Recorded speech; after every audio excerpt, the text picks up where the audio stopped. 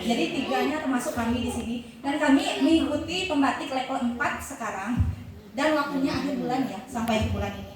Dan tugas kami adalah untuk mensosialisasikan mengenai penggunaan fitur rumah belajar bersama PMN tadi Pak Bu.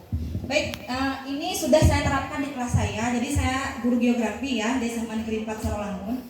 Oke, next Pak Bu. Itu nomor WA saya bisa dicatat Bapak Ibu. Silakan mau difoto. Itu Facebook saya, kemudian Instagram dan YouTube saya. Bapak silakan disimpan. Saya mengajak Bapak dan Ibu interaksi dulu nih Pak Bu. Boleh nggak Bapak Ibu ketik class point up di browsernya masing-masing? Class point up di browsernya masing-masing. Sabar. Sabar Bu ya, lagi download. Sesinya lagi agak leleh. Kelasnya Apa tadi kode kelasnya? Apakah Bapak dan Ibu telah mengenal PMN sama rumah belajar? Silakan dijawab Bapak dan Ibu ya. Silakan dijawab. A, B, C, D, E. Bentar. Sebentar. Rumah belajarnya. Oke. Berarti sudah kenal ya. Ada yang baru kenal rumah belajar. D. Kan kita sudah kan? D kan berarti. Oke, silakan jawab Pak dan Ibu. D. Kita kan sudah sosialisasi malahan. P5 PM P5. Tapi tadi belum download ya Pak ya. Yang belum sama sekali ya. Oke, saya mimpi dulu lah. Yang belum sama sekali Pak ya. Berarti belum download tadi ya. Nih, baru kena Ibu Sesriati, Ibu Reti, Ibu Zuro, Ibu Maya, Ibu. Oke. Dah, sip. Itu intermezzo aja. Jadi PMN itu namanya kayak gini Pak Bu nih. Seperti ada orang semangat gitu ya. Oke. Nah, dari mana saya memulainya? Saya mulai dari menonton video inspirasi. Mungkin Bapak dan Ibu sudah gitu ya. Banyak sekali video inspirasi yang bisa kita ambil insight di situ. Ada tentang pembelajaran berdiferensiasi, kemudian tentang kurikulum merdeka, tentang apa lagi Pak Bu? Kemudian tentang kodrat yang dimiliki oleh siswa itu punya passion apa, siswa itu maunya kemana gitu ya, di situ bisa kita ambil. Nah, saya ambil di sini adalah pembelajaran berdiferensiasi. Diferensiasi kita tahu bahwa ada diferensiasi proses, ada produk, kemudian ada apa lagi Pak Bu? Proses, produk, kemudian apa lagi? Apa satu lagi Pak Bu? Tolong saya Pak Bu. Apa satu lagi?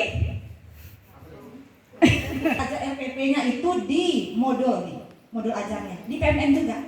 Di sini saya dapat karena saya ngajar geografi, makanya saya ambil tentang peta gitu ya, prinsip dasar pemetaan. Dapat perangkatnya, kemudian saya ATM.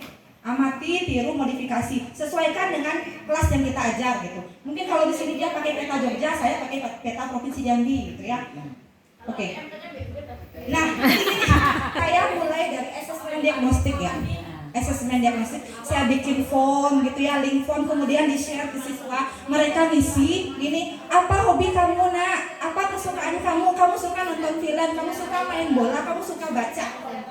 Nah, di sini dapatlah tipe gaya belajar anak gitu Pak. Ada 3 Pak Bu ya, ada namanya visual, ada namanya auditory, kemudian ada namanya kinestetik. Ada anak itu yang suka baca aja. Ada anak itu yang suka hanya nonton film, dengar musik. Kemudian ada anak yang nggak bisa duduk diam, ada larian. Mereka sukanya olahraga di luar. Ada. Nah, sudah kita lakukan tesnya di sini. Nah, dapatlah saya siswanya di sini. Makanya nanti saya kelompokkan mereka dalam kelompok V, kelompok A, kemudian kelompok K. Jadi siswa yang kelompok belajarnya V itu sama gaya belajarnya. Beda, harus kita lakukan beda sama kelompok yang A. Yang V saya kasih bacaan-bacaan. Modul materi, kemudian saya kasih gambar-gambar. Kemudian yang A, auditori, saya kasih nonton video, silakan nonton video. Yang K, kinestetik, saya suruh bikin petanya langsung gitu. Nah itu, 3 cara itu. Terus gini, kalau ibu mau lihat, bapak dan ibu mau lihat kegiatan pembelajarannya itu di video saya, tapi nggak mungkin saya putar di sini Pak Bu ya, nanti akan makan waktu lama gitu.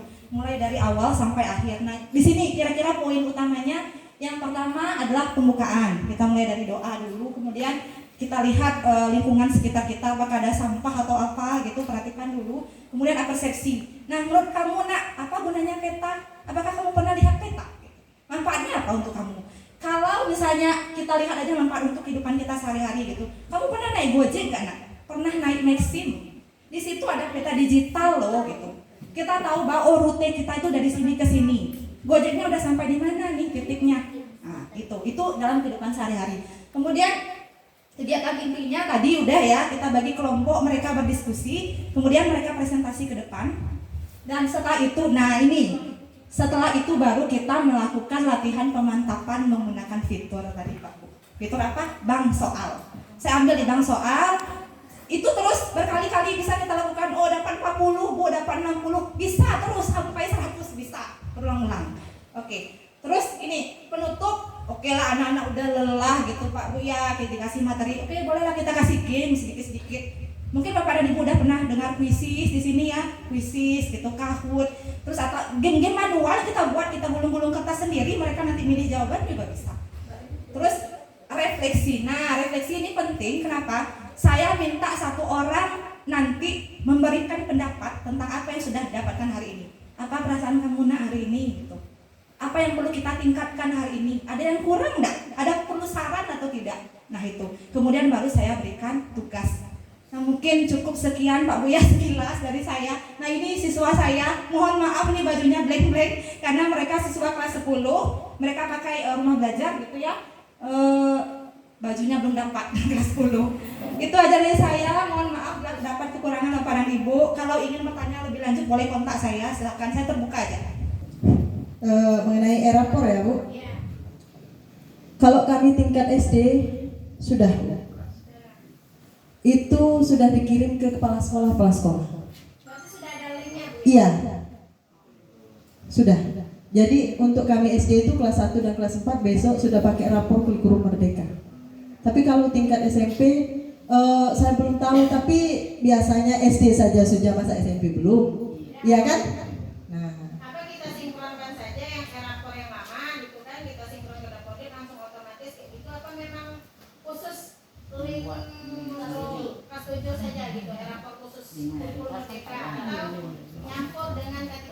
Tidak Bu, tidak, berbeda.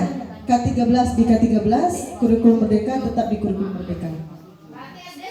Sudah, kami untuk kelas 1 dan kelas 4 sudah ada e-rapornya.